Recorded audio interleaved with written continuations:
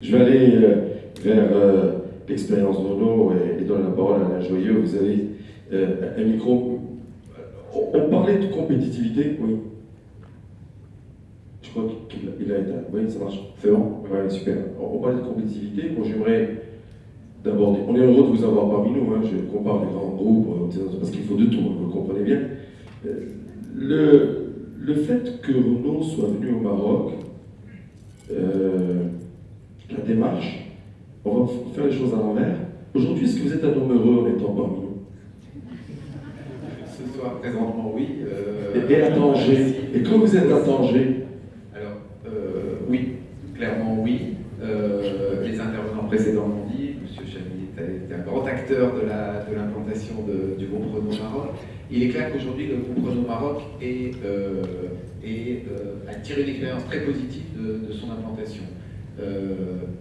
J'allais dire oui, mais. Donc oui, parce que dans un temps record, alors que tout le monde nous prédisait un certain nombre d'échecs, vous avez parlé de la formation, vous avez parlé du tissu fournisseur, vous avez parlé de plein de choses, beaucoup de gens nous ont prédit un échec et des retards multiples. L'usine est sortie en temps et en heure et a produit ses voitures en temps et en heure. Plusieurs clés du succès. Vous en avez assez peu parlé, mais je pense qu'une des clés du succès, en tout cas, c'est les infrastructures. Nous sommes allés à Tanger grâce aux infrastructures portuaires, autoroutières, ferroviaires. Souvent on l'oublie, ça devient un acquis, on l'oublie. On l'oublie et c'est un point important. Vous avez parlé d'autres pays en développement, c'est un point très très important. Deuxième point, le facteur humain. Beaucoup de gens nous ont dit, vous ne trouverez pas de main-d'œuvre, etc., qualifiée. L'État marocain, en partenariat avec Renault, a investi énormément. Nous avons fait 1 million d'heures de formation, nous avons formé plus de 10 000 personnes. Et donc, on a trouvé ces compétences. On vient de créer un bac professionnel avec un partenariat avec le ministère de l'Éducation nationale. Ce sont des initiatives qui tirent vers le haut la main-d'œuvre et les gens qui travaillent avec nous. Troisième point qui est la raison du succès, c'est des entreprises qui nous ont suivis, certaines spontanément, d'autres un petit peu moins spontanément. Des entreprises qui nous ont suivis. Juste un chiffre aussi par rapport à ce que vous avez dit sur l'industrie. Aujourd'hui, notre masse d'achat au Maroc, c'est 2/3 des pièces qui font les voitures et 1/3 de ce qu'on appelle Facility and Services. C'est plein de choses. C'est des services, des systèmes d'information, de la logistique.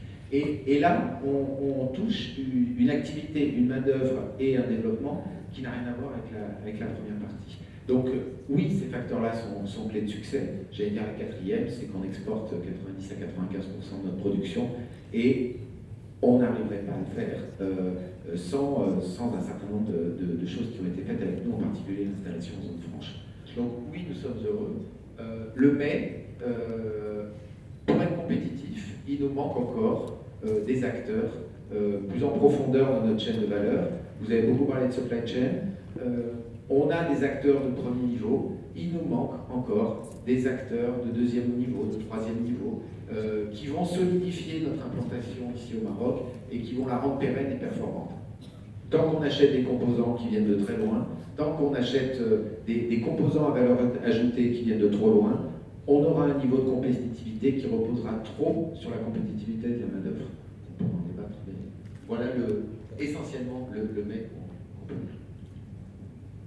Sur les différents types de strates qui nous ont été présentés par McKinsey, ceux qui sont basés sur la main-d'œuvre, sur la technologie innovatrice, ceux qui sont sur le process global d'innovation, comment vous regardez le Maroc? Pas figé aujourd'hui, mais dans le trend. Clairement, dans le schéma que vous nous avez montré, il y a effectivement un effet d'opportunité sur la main-d'œuvre qu'on ne peut pas nier. Il y a beaucoup eu d'articles de presse ces derniers temps sur des comparatifs entre différents sites de Renault, en tout cas de Dacia. Donc, ça, on ne peut pas nier. Il y a peut-être une catégorie et vous l'avez cité sur le Vietnam, aussi un effet. La géographie aide aussi beaucoup le Maroc.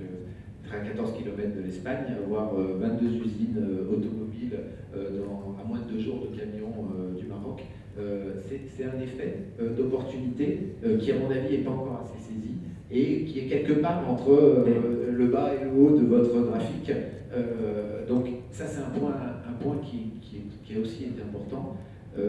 Je pense qu'il faut qu'on accélère de la montée en gamme de nos équipementiers, des technologies qui sont implantées au Maroc. Je voudrais juste raconter une anecdote pour expliquer que ce point est absolument fondamental. Pas au moins, mais Dieu nous a donné une chose extraordinaire, c'est d'être vraiment à la porte de l'Europe.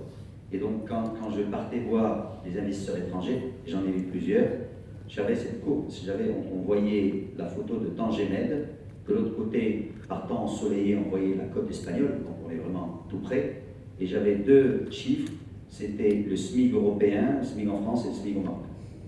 Et je disais, vous savez, quand je viens d'arriver à l'aéroport, je faisais souvent cette anecdote-là, j'ai mis plus de temps pour venir de JFK, Kennedy Airport, au centre de New York, que si on allait du Maroc en Europe. Et donc, effectivement, c'est vraiment cette idée qu'on peut être dans la supply chain des fabricants européens. C'est-à-dire, vous mettez n'importe quoi sur un camion, et en 48 heures, il sort un vendredi soir, et il arrive un dimanche, et donc le lundi, la chaîne française, la chaîne portugaise, la chaîne espagnole est alimentée avec des produits qui viennent du Maroc. Et donc, c'est un peu cette histoire de déconstruction des chaînes de production qui se fait. Et il faut que nous, on arrive à trouver notre place. Et ce positionnement géographique est absolument fondamental. Et il nous donne un avantage compétitif, même si on n'a rien fait, je dirais, pour le mériter. Mais bon, mais c'est là et c'est différent. Ben si, on est là, nous. Et on va au moins faire... oui, c'est en fait couscous versus paella.